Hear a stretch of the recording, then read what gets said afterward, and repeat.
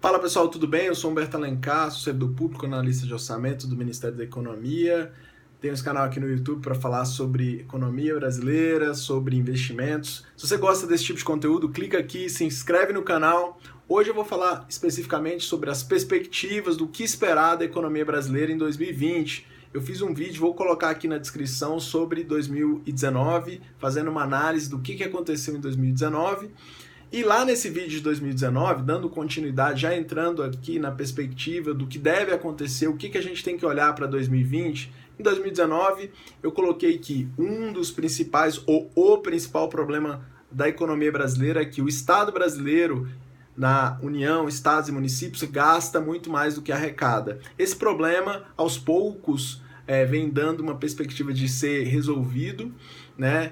Um dos pilares, ou uma das maneiras pelo qual em 2019 começou-se a resolver esse problema foi com a aprovação da reforma da Previdência. A reforma da Previdência dá uma perspectiva melhor dos gastos públicos nos próximos anos. Por quê? Porque um dos gastos que são mais difíceis de controlar são os gastos com pessoal inativo, ou seja, são os gastos com previdência, dado que as pessoas vão vivendo cada vez mais com o avanço da medicina, e esse é um dos principais problemas dos gastos públicos no Brasil, que foi resolvido, de certa forma, diminuído aí com a Previdência, com a reforma da Previdência. E o que esperar para 2020? O que a gente vai discutir em 2020? O que o Congresso Nacional vai discutir em 2020? Como isso tende a afetar? Continuando a resolver essa questão do problema dos gastos públicos e por que é tão importante resolver essa equação de gastar mais do que arrecada. Porque há uma pressão de aumento de carga tributária, tendo em vista que a gente gasta mais do que arrecada, de onde vai aparecer esses recursos. Uma das pressões é o quê? Aumentar os tributos para compensar esses gastos maiores do que a arrecadação. Mas aí a gente pensa, já tem espaço para aumentar tributos no Brasil, a gente já paga tanto tributo, a carga tributária brasileira é uma das maiores aí, comparada a outros países da América do Sul, e os serviços públicos não se justificam tanto ainda, precisa ter uma rediscussão de melhora do gasto público no Brasil, ou seja, a sociedade, de modo geral, quando se fala em aumentar gasto público no Brasil, aumentar tributos, as pessoas simplesmente não conseguem aceitar aumento de carga tributária no Brasil, e uma das principais coisas que, se aumentar a carga tributária, tende a acontecer é aumentar ainda mais o desemprego, diminuir a renda, diminuir o trabalho, diminuir o emprego, ou seja, não há espaço para equacionar essa questão dos gastos públicos maiores do que a arrecadação via aumento de carga tributária. Uma outra seria o quê? Por meio da dívida pública, né? Você vai se endividar para compensar. A dívida pública no Brasil também já tem patamares muito altos. Ou seja, esse problema que veio lá de 2019, ele continua em 2020. Ou seja, a gente ainda tem ainda o problema, ele melhorou com a perspectiva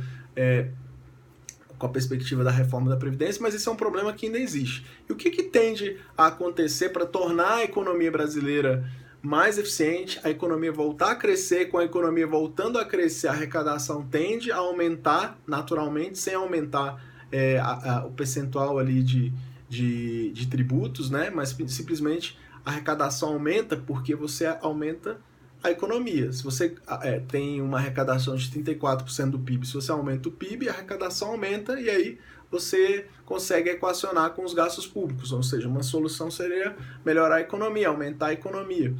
Então, o que pode acontecer para melhorar a economia? Um aumento de produtividade. Isso foi discutido com algumas reformas trabalhistas, ou seja, uma delas foi a questão do FGTS, que vem sendo discutido, vem se liberando os gastos dos trabalhadores. Eu discuti isso no outro vídeo, que eu vou colocar aqui na descrição, de 2019, por que o FGTS, por que essas reformas trabalhistas que começaram ainda lá no governo Temer são tão importantes para a melhoria da produtividade do brasileiro e para a melhoria da perspectiva de contratação também, e melhora da economia. Esse é um ponto importante. E o que? O que deve prevalecer? Algumas coisas que devem prevalecer na discussão do Congresso Nacional e que a gente tem que ficar atento. Uma reforma tributária.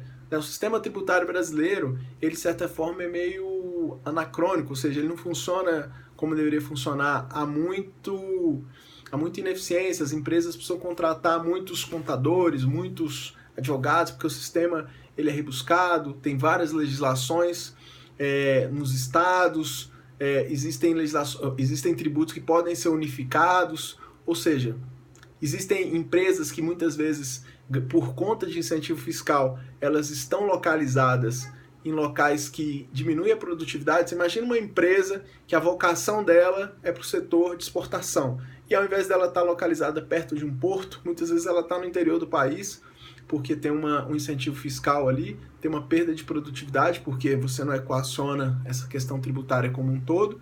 Ou seja, essa empresa está lá, tem que pegar todo o transporte, transportar toda a mercadoria para um porto, gerando toda uma problemática.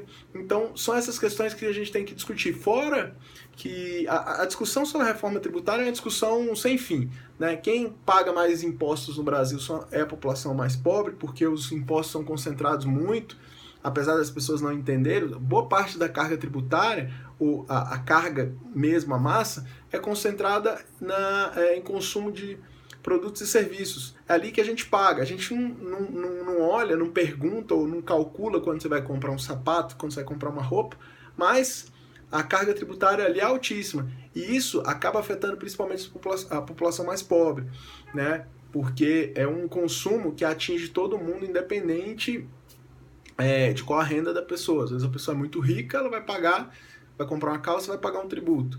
A pessoa muito pobre também vai pagar aquele tributo. Então, proporcionalmente, o pobre ele acaba sendo mais afetado. O ideal era o quê? Que aos poucos os tributos no Brasil afetassem mais o quê? A renda e o patrimônio, que é o que acontece em países como os Estados Unidos, por exemplo. Então, essa discussão deve haver de uma reforma tributária, deve-se discutir uma reforma administrativa, que é como essa relação dos servidores públicos no Brasil, como tornar o sistema mais eficiente, como fazer com que os servidores públicos tenham um percentual maior do seu salário vinculado à produtividade. Isso deve acontecer também esse ano. Então, reforma administrativa, existem emendas na Constituição, propostas de emenda à Constituição que foram enviadas pelo Poder Executivo ao Congresso Nacional que estão em discussão, e todas delas vinculadas de alguma forma a essa questão de gastos e arrecadação, né? Essa questão fiscal. E por que discutir também essa questão orçamentária dos gastos é algo tão importante? E eu vou colocar o orçamento no Brasil, ou seja, o que é o orçamento? Basicamente, o que a gente arrecada e como a gente faz ali as despesas. O Poder Executivo envia para o Congresso Nacional rediscute, só que essa discussão política ela é muito pequena. Por quê? Porque a margem de discussão do orçamento brasileiro é de cerca de 6%, ou seja, 6% do orçamento ele é discutido, o resto já é carimbado, já tem legislação que diz, tem que gastar naquilo, tem que gastar naquilo, ou seja, o nosso voto, quando a gente escolhe um representante, ele pouco tem margem de manobra, porque já está tanta coisa vinculada que ele tem pouco como alterar as coisas, ou seja, 6% do orçamento ele é discutido a cada um dos anos, o resto já é carimbado. E isso tem que mudar, ou seja, tornar o orçamento menos vinculado.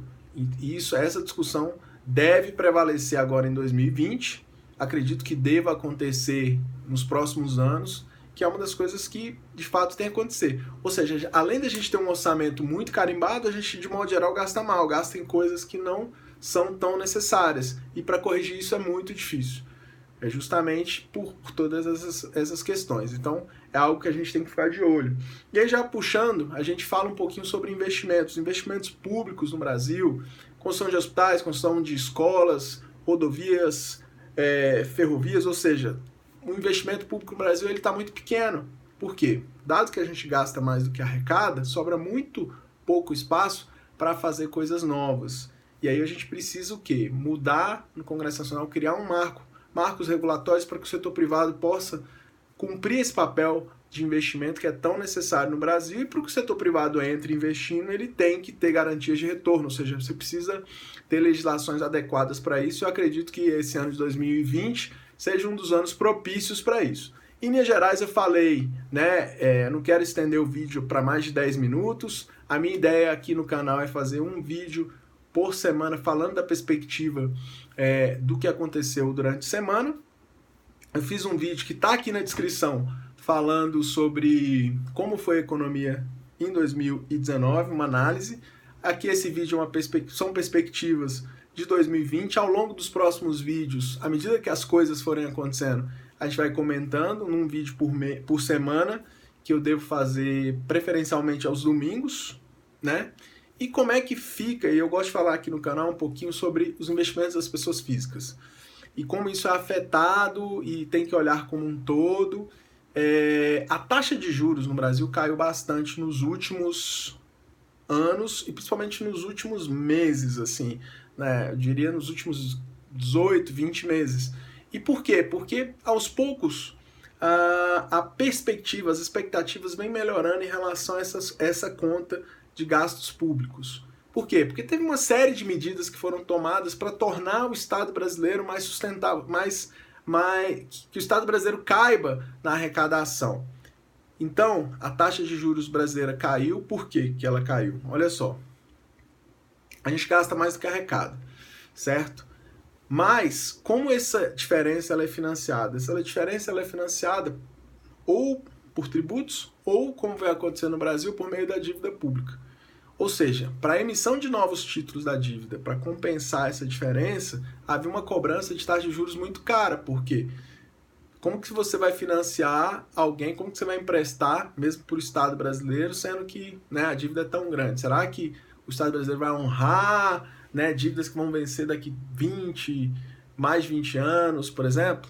Então havia essa questão, havia uma necessidade de uma cobrança de juros muito altos. E também com a perspectiva da inflação menor, tudo isso proporcionou que a taxa de juros caísse. O que acontece? Com a taxa de juros muito baixa, quem investe em renda fixa, aqueles títulos atrelados ao governo, tende a ganhar um pouco menos, bem menos na verdade. Aí começa a ficar mais atrativo os investimentos, o que a gente chama de renda variável, ações, fundos imobiliários. E por que é tão importante o brasileiro, de modo geral, participar desses investimentos?